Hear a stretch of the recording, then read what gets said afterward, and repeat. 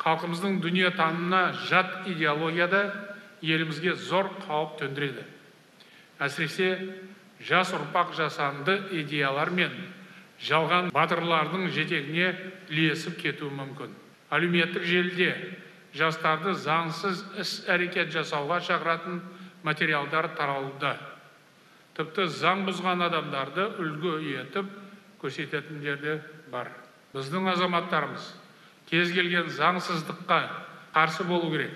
Яғни бізге заң бұзушылыққа төтеп беретін мықты иммунитет қажет. Ел ішіне іріткі салатын, қауіп төндіретін әрекеттерді ақтауға қатаң тосқауыл қою керек. Құқықтық нигилизмге, яғни заң үстемдігін жоққа шығаруға жол берілмеуге тиіс. Заңға деген құрмет адал азаматқа тән қасиеттің бірі ретінде дәріптелуге қажет. Бұл мемлекеттік органдарға ғана емес, барша халыққа ортақ міндет. Қысқасы, заң мен тәртіптің үстемдігін қамтамасыз ету әділетті Қазақстанды құрудың басты шарты.